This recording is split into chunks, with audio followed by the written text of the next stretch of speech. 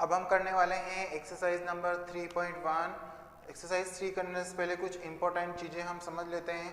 इसका इंट्रोडक्शन देख लेते हैं। Plane surface. प्लेन सरफेस क्या होता है हमारे पास में जैसे 2 डायमेंशन कोई भी स्ट्रक्चर होती है, जैसे यहाँ पे एक्स एक्सिस और वाई एक्सिस, जिसमें 3 डायमेंशन स्ट्रक्चर ना हो, जिसमें जेड एक्सिस ना हो, केवल एक्स और वाई, इनको बोलते हैं हम लोग प्लेन सरफेस। जैसे आपके ये पास ब्लैक बोर्ड हो गया, ये एक प्लेन सरफेस में है, और कागज हो गया आपके पास में, वो एक प्लेन सरफेस में। तो जिसमें सिर्फ 2 डायमेंशन हो, एक एक्स एक्सिस और एक वाई एक्सिस, जिसको हम 2 डायरेक्शन में रिप्रेजेंट कर सकते हैं। अब इसकी लेंथ और ब्रीथ मेजर कर सकते हैं। पेपर है हमारे पास में, पेपर की लेंथ मेजर कर सकते हैं, ब्रीथ मेजर कर सकते हैं। तो उसमें सिर्फ 2 एक्सिस है, जिसके अंदर जैसे मैच बॉक्स हो गया, वो 3 डायमेंशन हो, वो प्लेन सरफेस में अपन शो नहीं कर सकते हैं कि ये एक मैच बॉक्स है, इतना उसका लेंथ है। तो ये आपके प्लेन सरफेस हो गया। उसके बाद में प्लेन कर्व। प्लेन सरफेस के अंदर जब हम कोई भी कर्व बनाते हैं या फिर कोई भी स्ट्रक्चर ड्रॉ करते हैं, विदाउट लेफ्टिंग ए पेंसिल या फिर ए मार्कर, बिना उसको उठाए, तो जो स्ट्रक्चर हमारे पास बनता है उसको बोलते हैं प्लेन कर्व। यहाँ पे ये कर्व बन रहा है, ये बिना उठाए यहाँ पे फर्स्ट पॉइंट से लेके फिर से लास्ट पॉइंट वहीं पे आ जाए, इसको बोलते हैं प्लेन कर्व। प्लेन सरफेस के अंदर जितने भी स्ट्रक्चर बनाए जाते हैं वो सारे क्या कहलाते हैं आपके पास में? Plane curve. ये भी आपके पास में प्लेन कर्व हो गया, ये भी आपके पास में प्लेन कर्व हो गया, ये भी आपके पास में प्लेन कर्व हो गया। अब बात करते हैं पॉलीगन। ये सारे प्लेन कर्व हो गए, जो प्लेन के अंदर बनाए जाए उसको बोलते हैं प्लेन कर्व। अब पॉलीगन की बात करते हैं। पॉलीगन किसको बोलते हैं? ऐसा स्ट्रक्चर या ऐसा कर्व जो लाइन सेगमेंट से बना हो। जैसे ये एक लाइन सेगमेंट हो गया हमारे पास में, ये दूसरा लाइन सेगमेंट हो गया, ये तीसरा लाइन सेगमेंट हो गया, और ये चौथा लाइन सेगमेंट। ये लाइन सेगमेंट से जो स्ट्रक्चर तैयार होती है उसको बोलते हैं हम लोग पॉलीगन।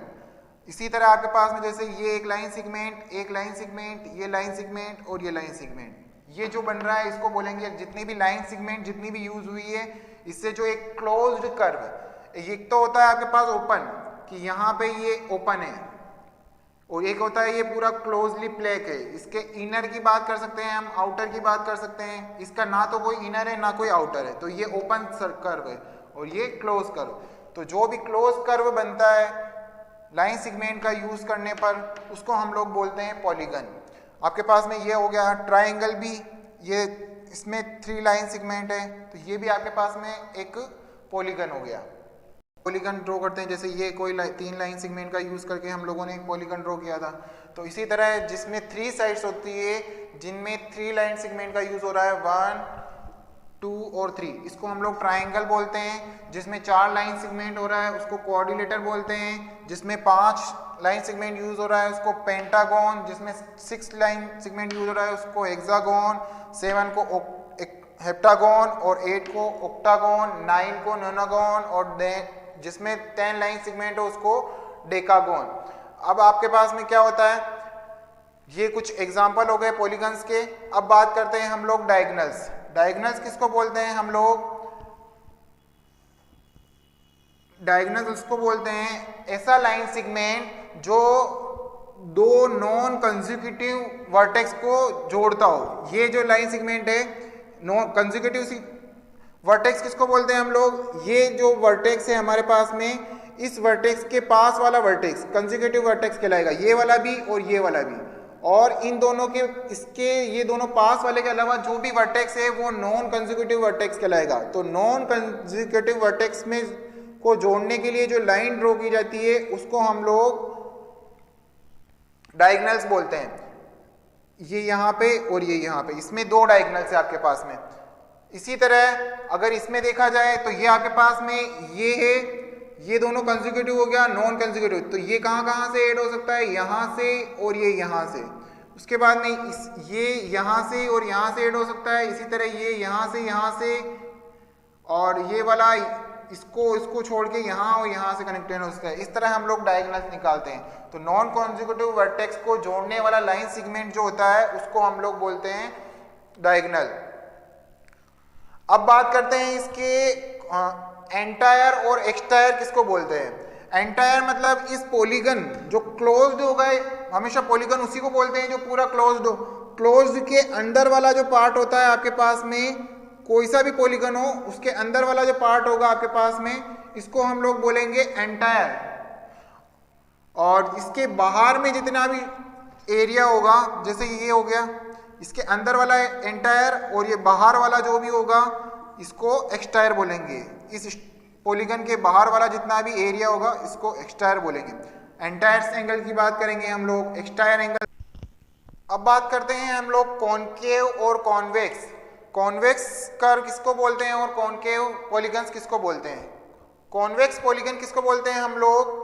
कॉन्वेक्स इसको बोलते हैं जिसके कोई भी पॉलीगन हो उसका ऑल एंटायर एंगल, जितने भी एंटायर एंगल है वो क्या हो, 180 से मोर नहीं होने चाहिए या 180 के इक्वल भी नहीं होने चाहिए। जैसे ये आपके पास में है तो ये कितना होगा, अप्रोक्स 45 के आसपास होगा। ये कितना होगा आपके पास, 90 से अबव होगा, 90 से कुछ ना कुछ ज्यादा होगा। ये भी 90 से, ये 90 से कुछ कम होगा आपके पास में।